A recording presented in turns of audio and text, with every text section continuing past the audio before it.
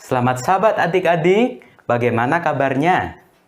Saya yakin kita semua dalam keadaan sehat. Kita sebagai anak-anak Allah tentunya ingin menjadi seperti Yesus. Oleh karena itu, kita harus senang berdoa, senang membaca Alkitab, senang berbakti, senang berbuat baik, dan senang bersaksi. Pada hari Sabat ini, kakak akan membawakan firman Tuhan dengan judul Simson. Pada zaman dahulu, orang-orang Israel kembali berbuat dosa kepada Tuhan dengan menyembah berhala. Oleh karena itu, Tuhan membiarkan orang-orang Filistin untuk menguasai mereka selama 40 tahun.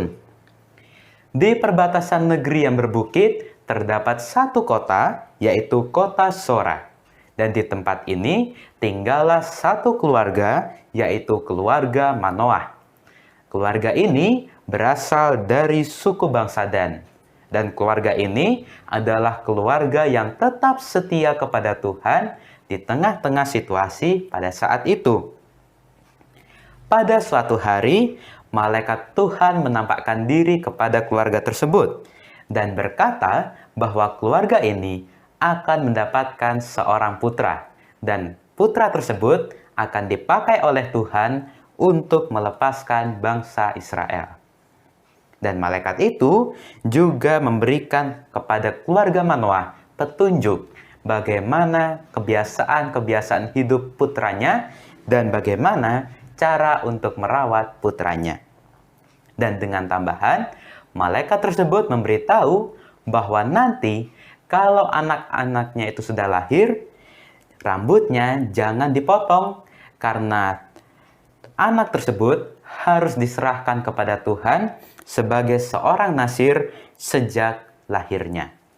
Dan betul, beberapa bulan kemudian istri dari Manoah melahirkan seorang putra, dan putra tersebut diberi nama Simson. Dan anak itu menjadi besar serta diberkati oleh Tuhan. Simson mendengar ibunya bercerita bahwa dulu sebelum dia lahir, malaikat telah menampakkan diri kepada ayahnya dan juga ibunya, dan telah berbicara kepadanya sebelum dia lahir. Tuhan telah berjanji bahwa selama Simson tidak memotong rambutnya, Tuhan akan memberikan kepada Simson kekuatan yang berasal dari Tuhan. Tuhan ingin agar Simson menggunakan kekuatannya untuk memimpin Israel melawan orang Mesir.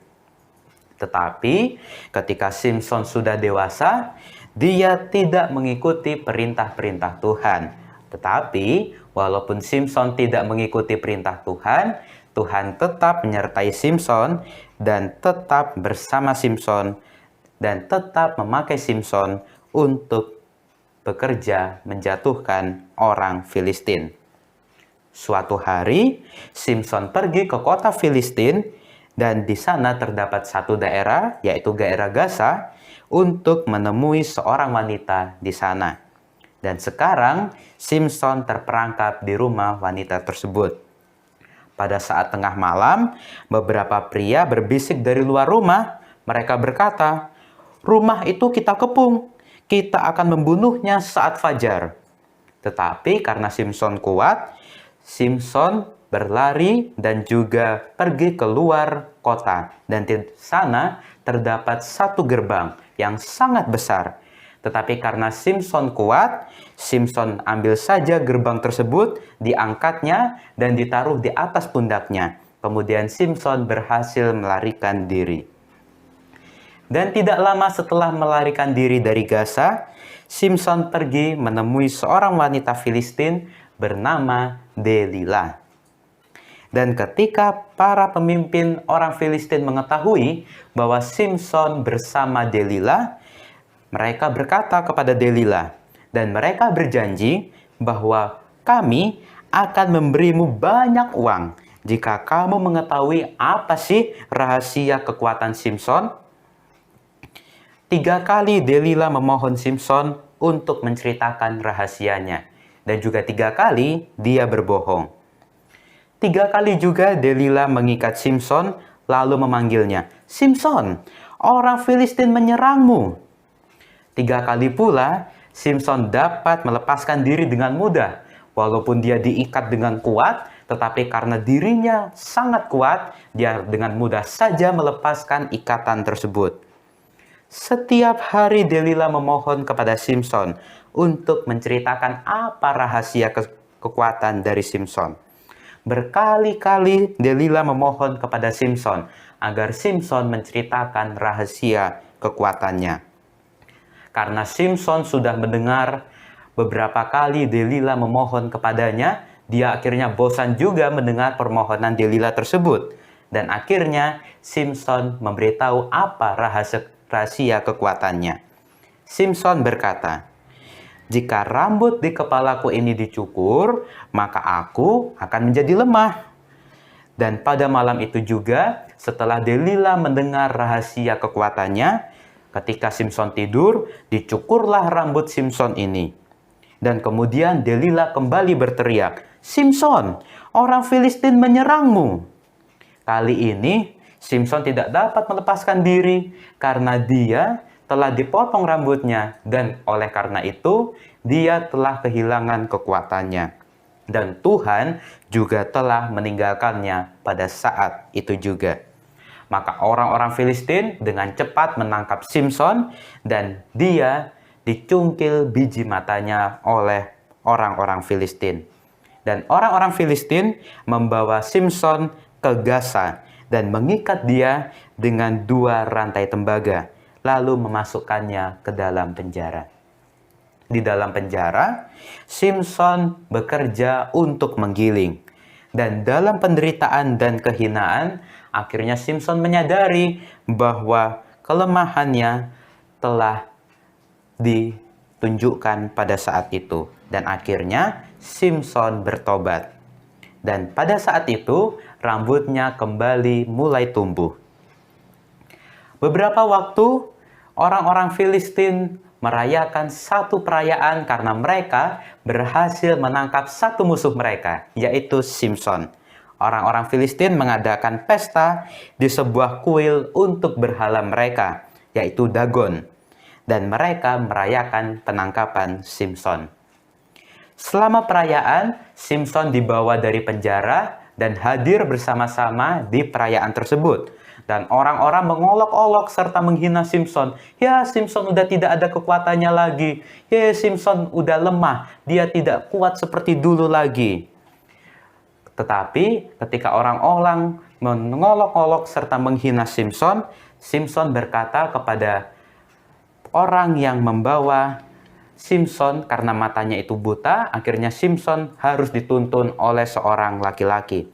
Dan Simson berkata kepada seorang laki-laki ini, Bang, tolong dong lepaskan tanganku, karena aku ingin memegang kedua tiang yang menjaga, yang menahan gedung ini. Dan aku ingin bersandar di sana."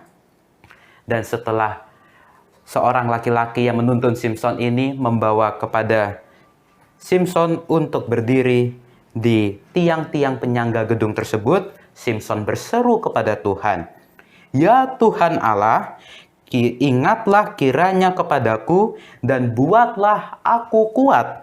Sekali ini saja, ya Allah, supaya dengan satu pembalasan juga kubalaskan kedua mataku ini kepada orang-orang Filistin." Setelah dia selesai berdoa, setelah dia selesai berseru kepada Tuhan, Simson memegang kedua tiang penyangga tersebut dan dia mendorong dengan sekuat tenaga. Dan Tuhan memberikan kepada Simson kekuatannya lagi. Dan dengan segera, kedua tiang penyangga gedung tersebut rubuh dan menimpa semua orang-orang Filistin yang hadir pada saat itu, termasuk Simson. Simson meninggal pada saat itu juga bersama orang-orang Filistin yang hadir pada saat itu. Tetapi Simson pada saat itu, walaupun dia ikut mati, dia berhasil membunuh lebih banyak orang ketika pada saat dia masih kuat yang lalu. Walaupun dia masih kuat yang lalu, hasil orang yang dibunuhnya, jumlah orang yang dibunuhnya tidak sebanding, tidak sebanyak dengan pada saat itu. Dan pesan pelajaran firman Tuhan pada hari Sabat ini, yang pertama, perlindungan Allah telah menyertai Simson dan agar ia dapat disediakan untuk melaksanakan pekerjaan yang untuknya Simson telah dipanggil. Pelajaran yang kedua, janji Allah melalui Simson bahwa Tuhan akan mulai membebaskan Israel dari tangan orang Filistin telah tergenapi karena orang-orang Filistin telah mati bersama-sama dengan Simson pada saat itu. Dan pelajaran yang ketiga, Simson dapat mengalahkan ribuan orang Filistin.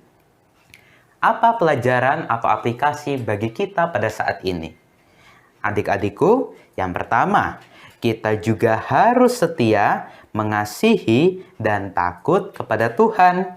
Yang kedua, kita juga harus selalu mengikuti pimpinan Tuhan. Yang ketiga, kepada orang-orang yang direncanakan Allah akan digunakan sebagai alat untuk satu pekerjaan yang istimewa. Segala upaya akan diusahakan setan untuk menyesatkannya. Tetapi manusia tidak dibiarkan sendirian untuk mengalahkan kuasa kejahatan oleh usahanya sendiri yang lemah itu. Pertolongan sudah tersedia dan akan diberikan. Ayat inti firman Tuhan pada siang Sabat ini terdapat di dalam kitab Hakim-Hakim pasal 16 ayat 28 yang berbunyi demikian. Berserulah Simson kepada Tuhan, katanya, "Ya Tuhan Allah, ingatlah kiranya kepadaku dan buatlah aku kuat. Sekali ini saja, ya Allah, supaya dengan satu pembalasan juga kubalaskan kedua mataku ini kepada orang Filistin." Kiranya melalui firman Tuhan yang singkat pada siang hari ini dapat memberikan kita pelajaran bahwa kita harus tetap setia kepada Tuhan dan juga harus menuruti perintah Tuhan. Mari kita tutup firman Tuhan ini dengan kita berdoa dan kakak akan pimpin kita dalam doa. Bapa kami di sorga, pada siang Sabat ini kami sudah mendengarkan firman-Mu tentang bagaimana kami harus menuruti Tuhan, menuruti perintah Tuhan, dan tidak mengandalkan kuasa atau kekuatan kami sendiri. Tolonglah kami supaya kami dapat mengerti firman-Mu ini dan dapat melaksanakannya di dalam kehidupan kami. Hanya di dalam nama Tuhan Yesus kami berdoa. Amin. Inilah khotbah singkat pada siang hari ini. Kiranya Tuhan memberkati. Dadah.